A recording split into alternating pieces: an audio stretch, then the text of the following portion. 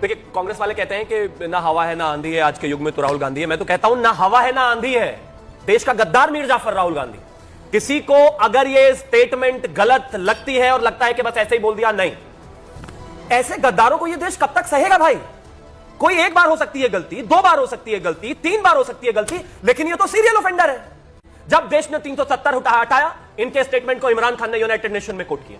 जब गलवान में मेरे देश की सेना चाइना के दांत खट्टे कर रही थी, उनको मार रही थी, इस आदमी ने कहा कि सेना पिट रही है। जब आज इस देश ने पाकिस्तान को अपने घुटनों पर ला दिया, और ये राहुल गांधी का जो दोस्त है शहबाज शरीफ, जिससे वो शायद बात करते होंगे, वो खुद कह रहा है कि जब हम फजर की नमाज के बाद अटैक करना चाहते थे भारत पर, उससे पहले उन्होंने हमें तबाह कर दिया। तो आज राहुल गांधी कह रहे हैं नरेंद्र सरेंडर। इस देश की सेना सरेंडर नहीं करती भाई।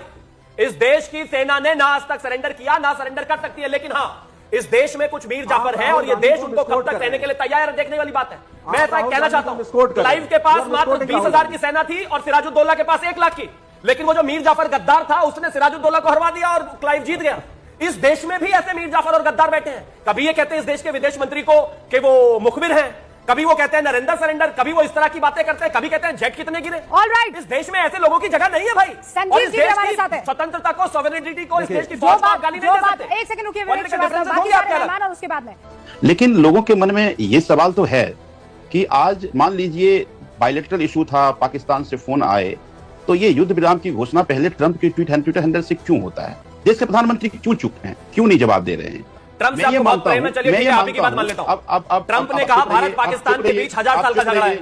ट्रंप ने कहा कि मैं जिस दिन प्रेसिडेंट बन जाऊंगा, उस दिन यूक्रेन और रशिया की वॉर उसी दिन रुकवा दूंगा। ट्रंप ने कहा कि मैंने बात कर ली है व्लादिमीर पुतिन से, स्टेटमेंट में वॉर रुक जाएगी। किसी को क्रेडिबिलिटी देना चाहते हो और इस देश के उनको टेस्ट कराइए। मैं समझ रही हूं, डीजीएमओ की बात मानेंगे या ट्रंप की बात मानेंगे? एक सेकंड रुकिए, आप कह रहे हैं पीएम की छुट्टी, ट्रंप का पहला ट्वीट, उस पर जवाब दीजिए। इस देश की फौज ने जब पाकिस्तान के 93,000 सैनिकों से सरेंडर करा के लिखवाया था, वो होता है सरेंडर। इस देश ने सरेंडर करना सीखा नहीं है कभी, और इस देश के प्रति, और ये प्रधानमंत्री तो बीच में आप गाली तो दरअसल वाकई फौज को दे रहे हैं। ये आपकी आदत हो गई है। सरेंडर किसे कहते हैं? सरेंडर उसे कहते हैं जब आतंकवादी मार के चले जाए और 26/11 के बाद और आप उनको जवाब न दें। सरेंडर उसे कहते हैं कि जब 1965 में ये देश युद्ध लड़ रहा हो, आप जो है अमेरिका पहुंच जाए और वहां पर सीजफायर के लिए प्लीड करें और उसके बाद वायुसेना को सही से इन्वॉल्व न होने दें। सरेंडर उसे कहते हैं जब 1971 में 1400 किलोमीटर सेना अंदर हो, स्क्वायर किलोमीटर अंदर हमारी, और 93,000 उनके सैनिकों, और शिमला अग्रीमेंट करके आप मॉस्को और वॉशिंगटन के प्रेशर में आकर उनके लोगों को छोड़ दें और हमारे प्रिजनर ऑफ वॉर जो 52 लोग थे उनको वापस लाए। ये होता है सरेंडर भाई।